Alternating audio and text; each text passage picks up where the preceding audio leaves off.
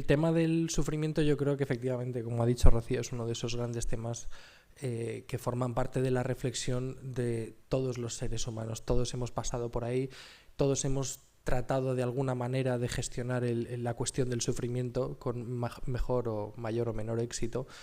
Y ha sido también una de las principales o uno de los grandes temas de reflexión por parte de la filosofía de toda la historia. Desde que tenemos literatura podemos afirmar que el ser humano se ha preguntado qué es esto del sufrimiento, qué tiene que ver con nuestra vida y qué valor puede tener, ¿no? Y esto, claro, está muy bien, no voy a decir yo que no, ¿no? Es necesario reflexionar y es necesario poder ordenar nuestras ideas y que esas ideas que resultan de esta reflexión pues nos ayuden a dirigir o sean como una especie de guía para poder orientar mejor nuestra propia experiencia, porque la cuestión es esa, ¿no? Yo creo que al final el descubrimiento que hacemos es que el sufrimiento, como la muerte, como la libertad, como el encuentro con Dios, todos estos grandes temas de los que hablaba Rocío, tienen mucho más valor en cuanto vividos que en cuanto pensados. Y con el sufrimiento además pasa una cosa bastante curiosa, y es que a veces nos fijamos demasiado en el sufrimiento como tal, ¿no? Y parecería que esto tiene un poco de... metodológicamente es inadecuado. Yo vengo a hablar del sufrimiento y sin embargo digo que le damos demasiada importancia al sufrimiento. Voy a intentar explicarme. Yo creo que el sufrimiento es algo que condiciona y que marca de manera clarísima nuestras vidas, pero que el sufrimiento ni siquiera es lo importante del tema del sufrimiento. Y para poder ilustrar esta cuestión, pues he pedido a mis amigos del Newman que me dieran la oportunidad de mostraros un vídeo, una charla TEDx de una madre de familia que diseñó un juego precisamente para hablar de este tema. La verdad es que en el 2016, cuando salieron los Game Awards, que algunos frikis como yo seguimos en el mundo de los videojuegos, me llamó la atención cuando salió el videojuego este de That Dragon Cancer. Me llamó la atención porque no suelen salir este tipo de juegos, ¿no? Claramente era un juego que tenía que ver con la enfermedad y yo dije, pues nada, seguramente será un juego en plan moralista y demás, no le di mucha importancia. Y luego volví años más adelante, volví a coincidir un poco con esta historia, con este juego, gracias a esta charla TED, que me llegó un poco por casualidad, por rebote, y recordé el momento de los Game Awards de 2016. Y dije, me llamó muchísimo la curiosidad porque el artículo en el que se hablaba de este tema se titulaba algo así como ¿y qué pasaba con el final feliz que nos habían prometido, ¿no? Para hablar precisamente del sufrimiento. Y me pareció tremendamente sugerente, ¿no? Porque claro, nosotros estamos acostumbrados a ver eso por todas partes, ¿no? Entendemos la importancia del sufrimiento y entendemos que esa importancia tiene que ver pues con una historia mucho más completa, ¿no? Con un proyecto de superación, hemos sufrido, pero hemos superado, la historia acaba bien, ¿no? Claro, y es verdad que si vemos las películas de Hollywood que abordan la cuestión del sufrimiento en general, siempre estamos acostumbrados a esta mecánica de que la historia acaba bien, incluso en la literatura, es como uno de estos grandes temas tópicos que se repiten, ¿no? La historia no puede acabar mal, y cuando acaba mal pues siempre hay un motivo de fondo que de alguna forma produce un cierto consuelo, ¿no? Hay una cierta catarsis, hay un cierto espacio para... Pero si uno examina el sufrimiento como tal, claro, tú tienes el proyecto de tener un hijo y de pronto te das cuenta de que pues todas esas ilusiones, todas esas esperanzas, todo eso que tú habías puesto en ese proyecto de vida, pues no, pues resulta que no, ¿no? Y eso te mete en un abismo que no hace referencia a ningún final feliz. El final feliz es que mi hijo hubiera nacido, hubiera vivido y hubiera llegado a ser un hombre sano con su propia familia. Y la cosa natural, el orden natural de los acontecimientos es que los padres muramos antes que nuestros hijos, ¿no? Estamos hechos así. Y claro, eso no es una historia que acaba bien. Un niño que muere de cáncer con apenas 3 años, 2 años, no es una historia que acaba bien, ¿no? A la gente de Valencia, que de pronto se ha encontrado con que toda su vida, todos sus ahorros, todas esas cosas que tenían en su casa que les recordaban a sus abuelos, que les recordaban a toda una vida que habían hecho juntos en familia, que de pronto desaparece, pero en cuestión de minutos, en cuestión de horas. ¿Dónde está el final feliz ahí, ¿no? Claro, la cuestión es que si nos fijamos en el sufrimiento como tal, el sufrimiento como tal no tiene final feliz. El sufrimiento como tal es una experiencia dura, es una experiencia que es de abismo, ¿no? Tomás de Aquino, para quienes me conozcan, diría que el dolor, el sufrimiento es una forma de no ser. Y del no ser no se puede sacar nada, ¿no? Entonces, ¿qué es lo que nosotros hacemos en el fondo? ¿Qué es lo que yo he aprendido de esta mujer, de esta madre que cuenta su historia, ¿no? Que no se trata de buscar un final feliz, que no se trata de prepararnos mentalmente como si hubiera una especie de arquitectura lógica que te da las pistas o que te da las claves de cómo se digiere el sufrimiento, de cómo se ordena la propia vida en relación con los sufrimientos. No, al revés. Los sufrimientos se viven, los sufrimientos se experimentan, se atraviesan, ¿no? Y en ese momento en el que los estás atravesando, la genialidad y el heroísmo de estas personas consiste en después de haber mirado el abismo, en vez de dejarse arrastrar por él y en vez de dejarse embargar por esa negrura, pues saber mirar hacia otro lado, ¿no? A mí me llama mucho la atención cuando ella en el vídeo dice lo de nos descubrimos con la vergüenza de ver que no estábamos queriendo a nuestro hijo para evitarnos sufrimiento. En vez de invertir amor en tu hijo, te ahorras invertir ese amor porque como sabes que va a morir, pues así, ¿no? Y de pronto ella se da cuenta de que no, de que para nada, de que si te dejas llevar un poco por esa lógica, es como si en el juego, no sé si habéis visto esa especie de manchas negras con pinchos que aparecen en algunas escenas, eso es lo que simboliza el cáncer en el juego, ¿no? Claro, es como si tú te dejas embargar por eso, ¿no? Como si tú te dejas atraer por el cáncer, por el sufrimiento, por el mal. Cuando esta mujer lo que dice es, pues yo en un momento dado decidí mirar hacia otro lado y decidí empezar a ver la vida de mi hijo y la oportunidad de mi hijo y el amor de mi hijo, ¿no? Y claro, uno dice, esto no es tarea fácil, sobre todo cuando es un sufrimiento tan grande, ¿no? Claro, los que vemos desde fuera como si fuera un espectáculo, lo que está sucediendo ahora en Valencia, por ejemplo, pues no nos cuesta mirar el heroísmo y la compasión de tantos voluntarios que han ido a ayudar a Valencia, ¿no? Y uno dice, bueno, pues no pierdo la fe en la humanidad, claro que sí, ¿no? Y es muy fácil para los que no estamos ahí, pero para la familia que lo ha perdido todo, pues a lo mejor no es tan fácil descubrir este gesto de caridad de los voluntarios y sin embargo lo hacen y lo vemos en las noticias y lo vemos en los vídeos que suben a las redes, ¿no? La gratitud que muestran, una gratitud que a veces incluso lleva a una verdadera alegría y tú dices, ¿cómo puedes estar alegre si lo acabas de perder todo? Pues porque me estoy fijando en otra cosa, ¿no? Y eso nos lleva al segundo punto que yo quería tratar en esta tarde con vosotros, que es a la cuestión de la historia, ¿no? Hemos visto una familia que hace un videojuego. No sé si aquí hay alguno del grado de videojuegos, pero claro, a lo mejor a los que están más metidos en el mundo de los videojuegos esto les puede extrañar menos. A los que no estáis tan metidos os podré extrañar más, ¿no? Pero a mí me pareció encantador y realmente fabuloso, ¿no? Es decir, ¿qué medio de comunicación es más adecuado para tratar de explicar una experiencia como esta que el videojuego? En cierto modo, ninguno. Y es genial porque además, para poder comunicar exactamente lo que quieren comunicar, han tenido que subvertir muchas de las condiciones naturales del juego, muchas de las grandes apuestas de los diseñadores de videojuegos.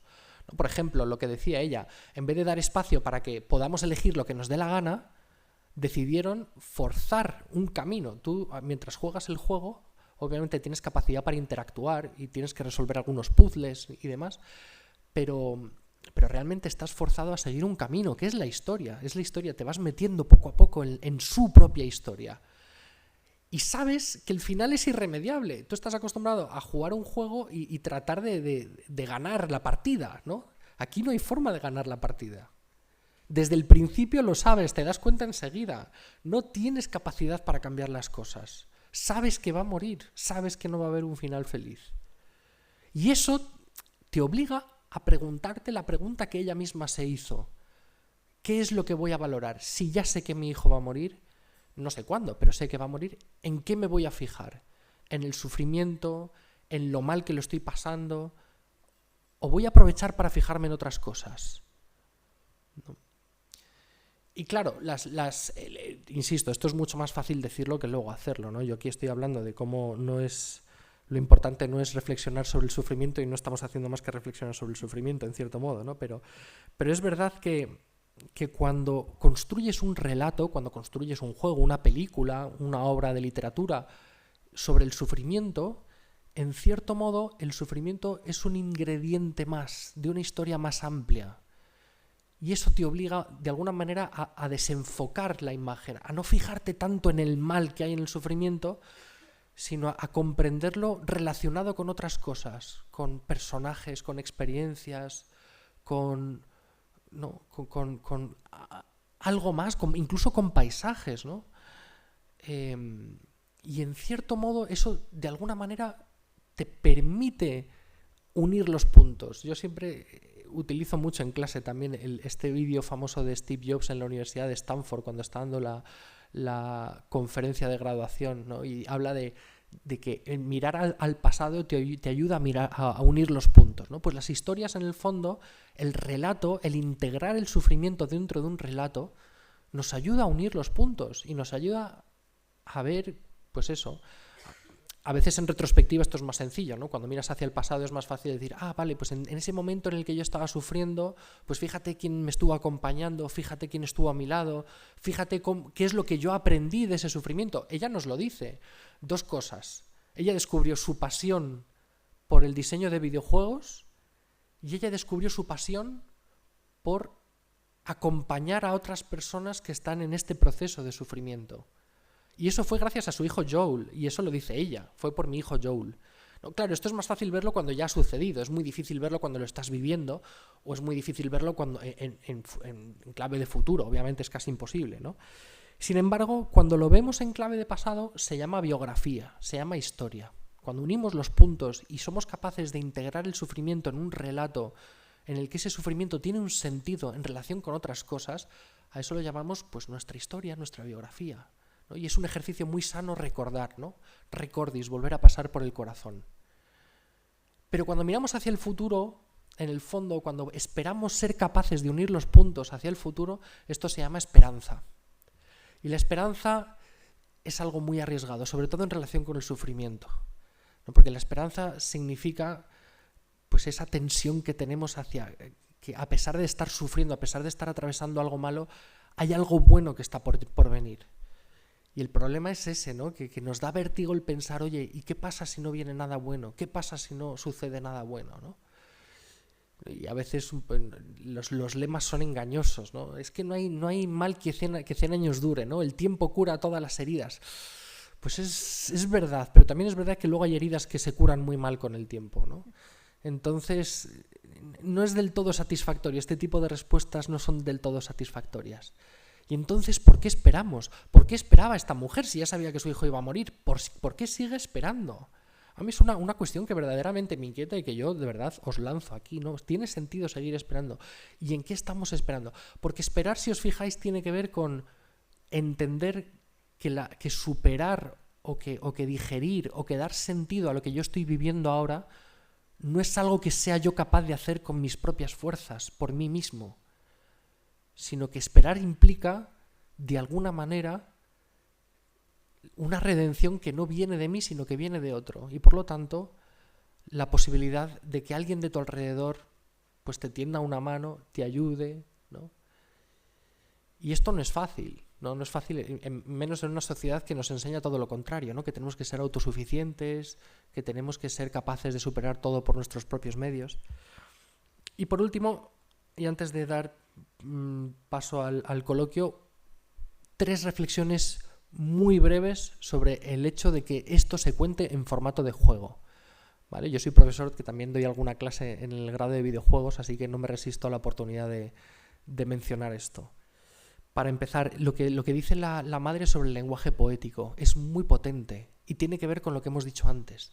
Hay cosas de nuestra experiencia humana que no se pueden explicar con fórmulas, ¿no? Hay acontecimientos de nuestra vida para los que una explicación de tipo filosófico, teórica o de tipo científica no es suficiente.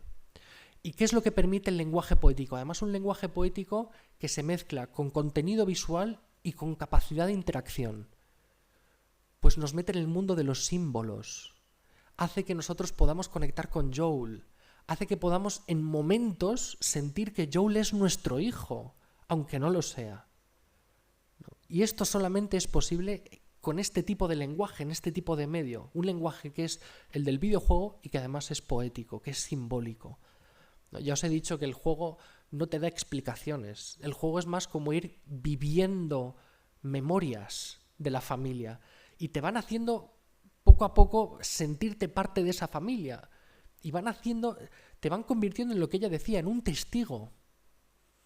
De forma que lo que normalmente suele pensarse de un videojuego, que es pues eso, que tú lo juegas y tú te lo pasas, tú eres como el agente en relación con el juego, realmente en este juego es un poco al revés, te conviertes en un espectador, pero un espectador que va siendo poco a poco introducido dentro de esta dinámica familiar.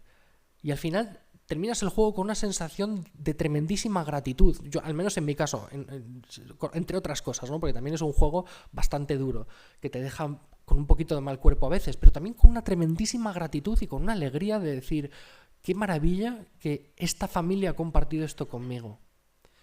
Porque me hace entender y me hace verme a mí mismo y me hace ver el sufrimiento de una manera distinta. Y esto es posible gracias al juego. Luego, lo que decíamos también sobre el hecho de que el juego no te permite tomar decisiones, la historia ya está contada, ¿no? Lo cual te sumerge de lleno en el mundo del relato. Y luego también el entender el videojuego como un memorial. A mí esto me pareció potentísimo, ¿no? Porque en el fondo estamos muy acostumbrados a pensar en los videojuegos como una especie de producto de consumo.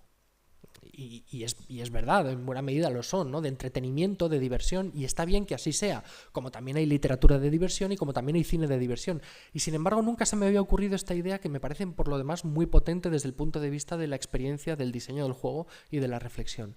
Y es que un juego pueda servir también para contar tu historia, ¿no? Para transmitir a los demás este relato que nosotros hemos hecho, que da sentido a nuestro sufrimiento, de forma que pueda servir como consuelo para otros, ¿no? Y por eso este juego también ha tenido la recepción tan maravillosa que ha tenido, por otro lado, ¿no? Bien, yo de todo esto, de verdad que si me tengo que quedar con algunas preguntas, son sobre el sentido de la esperanza, si tiene sentido seguir esperando. Me quedo con la pregunta de si es posible que nos preparemos para sufrir y en qué consistiría esa preparación. Me pregunto también qué es lo que nos puede sostener en el momento del sufrimiento y qué es lo que nos puede sostener después de haber sufrido. Y luego si pensamos de verdad que el tiempo lo cura todo o si hay heridas que no se pueden curar y por qué. Y estas son un poco las preguntas que yo lanzo. Por supuesto, podéis comentar lo que queráis. La dinámica del Café Newman en ese sentido es muy libre. Podéis absolutamente hablar de lo que penséis. Mi pregunta es si podrías ahondar en a qué te refieres cuando dices que el sufrimiento ni siquiera es lo principal del sufrimiento. Sí, bueno, realmente era una afirmación que pretendía picar un poco, no más que... Pero creo que se podría justificar, en el sentido de que cuando hablamos de sufrimiento como una experiencia integral que forma parte de nuestra vida, y si pensamos en esos momentos, voy a decir un palabra, pivotales, ¿no? Que no sé si se entiende, que son esos momentos en los que realmente ha cambiado nuestra vida por una experiencia realmente significativa. Si esa experiencia tiene que ver con el sufrimiento, yo os invito a analizarlo y os daréis cuenta de que realmente, más que tener que ver con el sufrimiento como tal, tiene que ver con lo que rodea esa experiencia de sufrimiento, ¿no? O sea, lo que le impactó o lo que generó verdaderamente un cambio en esta madre no fue realmente el sufrimiento de la enfermedad de su hijo y el sufrimiento de perder a su hijo. Eso fue una condición indispensable. Pero lo que realmente cambió su vida fue toda la experiencia que rodeó eso, ¿no? El cómo esa historia que era la historia de un niño que iba a morir, de pronto se convirtió en la historia de un niño que estaba viviendo sus últimos años de una manera que realmente cambió la forma de ser de esa familia, ¿no? Y cómo, pues eso, emergió esta historia del dragón, ¿no? que se llamaba Cáncer, y emergió de todo esto una dinámica familiar. A mí me resulta verdaderamente conmovedora la escena de están todos en la familia viendo en el móvil los Game Awards y de pronto ganan los Game Awards y bueno, pues sí, qué bien hemos ganado, pero inmediatamente se ponen a hablar de Joel, ¿no? Entonces tú te das cuenta de que la experiencia significativa del sufrimiento, el sufrimiento como tal es un ingrediente necesario, pero no es el fundamental. O sea, no es el único fundamental, por decirlo así, ¿no? Entonces, ni siquiera es el más valioso, ¿no? Yo he tenido la experiencia de conocer también a gente completamente traumatizada por sufrimientos del pasado, ¿no? Que parece que, pues eso, que se asomaron al abismo del mal, porque el mal es un abismo, y es un abismo que además te atrae, te reclama, ¿no? y se quedaron atrapados ahí. Y fueron incapaces de ver, pues, todo el amor y toda la acogida y todo lo maravilloso que había a su alrededor. Y esto es el peligro del sufrimiento, ¿no? Por eso a mí me parece muy peligroso cuando algunos filósofos hablan de que lo más esencial en la experiencia del ser humano, lo más esencial en el ser humano es el sufrimiento. A mí me parece que es algo muy peligroso, porque no es verdad, ¿no?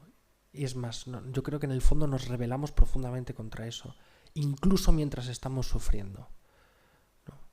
Y yo creo que hay muchas, seguramente vosotros mismos me podríais poner muchos ejemplos de esto, ¿no? Cómo estamos como obligados, como constreñidos a tratar de encontrar luz, a tratar de encontrar significado, a tratar de encontrar sentido, incluso cuando la historia no está hecha para terminar bien. Y para mí eso es lo más valioso y lo más significativo del sufrimiento.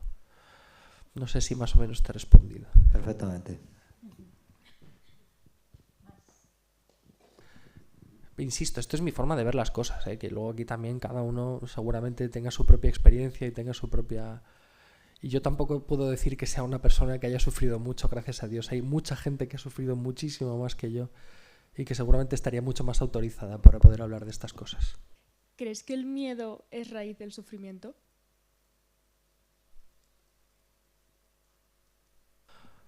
No me lo había preguntado de esa manera. Yo creo que más que la raíz del sufrimiento puede ser una raíz del sufrimiento. De hecho, yo creo que en cierta medida los seres humanos parecemos un poco empeñados en sufrir, a veces de manera innecesaria. Esto es una experiencia también muy personal, pero a veces nos preocupamos demasiado y a veces tenemos demasiados miedos. Muchas veces esos miedos están muy justificados y esas preocupaciones también, ¿no? Pero no es menos cierto que luego se generan esos miedos y esas preocupaciones generan sufrimientos que no deberían estar ahí, ¿no? Y yo creo que por eso es muy sano tener gente a nuestro lado, tener gente luminosa a nuestro alrededor. O sea, tener gente que nos levante, no tener gente que nos arroje luz. Es muy fácil caer en la dinámica de contar nuestros problemas y de ahogarnos en nuestros problemas, y eso genera dinámicas además que no son para nada positivas a ningún nivel. En cambio, tener gente que nos levante es muy bueno. Yo creo que el miedo puede ser, en cierto modo, una consecuencia del sufrimiento, ¿no? Tú has sufrido algo y eso te marca de tal manera que te genera un miedo. Y luego el miedo también puede ser un síntoma de algo más grande, ¿no? El decir, siento miedo, en el fondo también es una llamada de atención, ¿no? El decir, ojo, a veces es bueno también el que tengas estas llamadas de atención para no acercarte a lugares donde no tienes que estar o para no acercarte a gente con la que no debes estar. Y luego también seguramente, en cierto sentido, el miedo sea causa de muchos sufrimientos. Seguro que sí. Yo no creo que de todos, Yo creo que hay muchos sufrimientos que a veces incluso aparecen de forma completamente inesperada y frente a los cuales no teníamos miedo. Mi mujer es muy graciosa. Mi mujer muchas veces de pronto, no sé, se le cae una lata y se le cae encima del pie y le hace un corte en el dedo, ¿no? Y dice, oh, vaya, miedo desbloqueado, ¿no? Entonces, claro, algo que no te esperabas para nada y de pronto, claro, a partir de ahora cuando cojas las latas las vas a coger con un poquito más de respeto. Yo creo que se puede interpretar el miedo en esas dos claves, ¿no? Como consecuencia de un sufrimiento y como causa de un sufrimiento. Pero no creo que sea ni la única consecuencia ni la única causa del sufrimiento. Yo creo que lo que comentabas tú antes, que si a lo largo de esta semana vuelve a surgir alguna pregunta, alguna duda, lo que sea, yo, a los que estéis interesados al venir al minicurso, a lo mejor os recomendaría, independientemente de que hablemos o no hablemos del tema, que si queréis ver un tráiler más extenso del juego, de este juego, That Dragon Cancer, o algún gameplay, hay muchos subidos en internet, pues que lo hagáis, merece la pena, ¿eh? O sea, de hecho merecería la pena comprarse el juego y jugarlo, aunque es una experiencia un poco dura, pero yo entiendo que tenemos muchas cosas que hacer y demás, pero bueno, yo lo recomiendo. Y todas las preguntas que queráis o todos los temas de los que queráis hablar que tengan que ver con lo que hemos mencionado hoy, pues son más que bienvenidos, así que apuntadlos y los vemos la semana que viene.